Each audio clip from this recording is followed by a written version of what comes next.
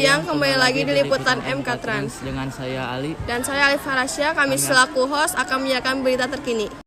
Insiden pembunuhan sadis terjadi di Jalan Cikedokan, Desa Sukadanau, Kecamatan Cikarang Barat. Seorang ibu muda dibunuh oleh suaminya di hadapan dua anak balitanya.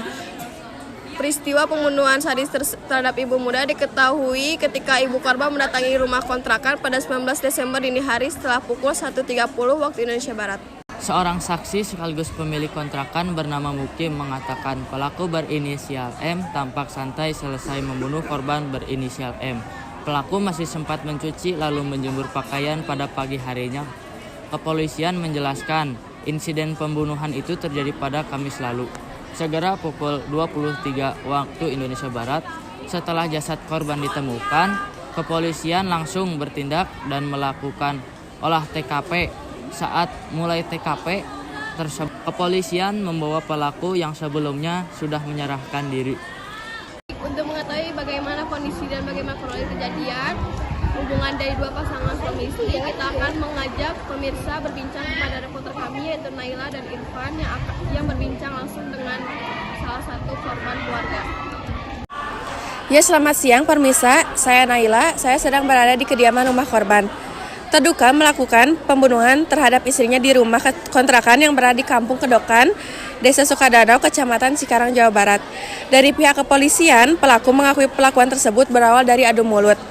Pelaku menampar korban dan akhirnya pelaku nekat menghabisi nyawa korban. Saya akan langsung berbincang kepada orang tua korban yang di samping saya. Bisa disampaikan Ibu keterangan dari pembunuhan ini apakah karena faktor ekonomi atau ada faktor yang lainnya? Kalau ekonomi sih enggak ya, soalnya kan Mega juga kerja, suaminya kerja, ada sampingannya juga ojol. Jadi menurut Ibu kalau faktor ekonomi kayaknya enggak sih. Lalu menurut Ibu pelaku melakukan ini karena apa? Kalau saya sih mungkin karena Nando terlalu sayang sama Mega. Terus mungkin ya menurut Ibu Mega tuh minta cerai, jadilah kayak gitu. Faktornya polisi sampai menjatuhkan pasal 338 dengan ancaman 20 tahun penjara. Ibu seperti apa? Enggak mau Ibu. Ibu maunya hukuman seberat-beratnya, hukuman mati. Ibu maunya itu. Oke, baik, dari keterangan dari ibu korban, saya melaporkan langsung dari rumah duka. Turut prihatin kepada keluarga korban. Baik pemirsa, selamat siang. Bersama saya Irfan di sini. Saya sudah sampai di tempat kejadian perkara dan akan mewawancarai salah satu tetangga yang menyaksikan atau mendengarkan suara teriakan korban. Jadi bagaimana dengan Bapak siapa? Nama saya Rizky, Bapak Rizky. Bapak Rizky. Jadi ya. Bapak waktu itu mendengar teriakan apa saja, Pak? Saya waktu itu mendengar teriakan minta tolong. Iya. Tolong gitu katanya. Jadi waktu itu bertepatan pukul berapa, Pak? Waktu itu kalau nggak salah pukul 10 malam. 10 malam? Iya. Bapak sedang aktivitas apa saja itu, Pak? Oh itu mau tidur, soalnya udah ngantuk. Tidur? Iya. Jadi tidak ada Bapak yang lakukan gitu ketika mendengar suara teriakan korban? Nggak ada, soalnya kirain aku kayak pertengkaran suami istri biasa gitu. Jadi saya lanjut tidur aja. Tidur aja? Iya. Baik, terima kasih Bapak. Cukup jelas sekali. Siap. Ya pemirsa, jadi begitulah kesaksian tetangga yang mendengarkan teriakan korban tersebut. Saya kembalikan kepada yang di sana ya. Baik, terima kasih. Bagaimana pendapat Anda tentang berita yang viral ini? Nah, jadi itu tuh kan ini kan termasuk ke pelajaran PPKN ya. Itu udah ada undang-undang terus pasal-pasal itu kan, apalagi tentang ke Al-Qur'an hadis gitu ya kan, itu sudah dijelaskan bagaimana kita mengurus istri dan anak kita dengan baik. Jadi seorang laki-laki itu tidak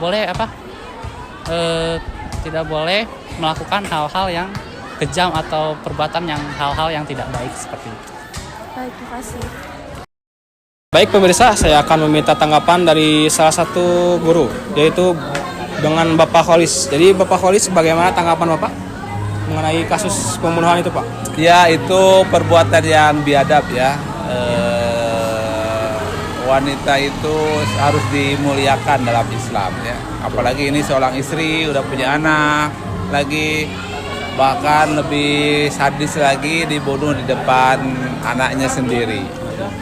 Nah, ini hal yang ya sungguh mengerikan ya bagi kita bersama. Kok sampai tega seorang suami membunuh istrinya. Ini kalau menurut saya mungkin karena akhlak atau nafsu yang tidak terkendali.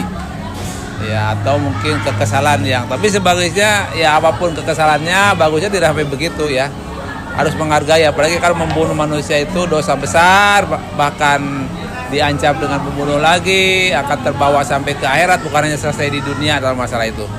Ya bagi saya kalau seandainya ya untuk ya teman-teman gitu ya, kalau bisa jaga emosi, kepala dingin, ada masalah hadapi dengan baik, musyawarah, jangan sampai melakukan tindakan-tindakan yang amoral ya, bahkan tindakan yang biadab merusak generasi-generasi ke depan.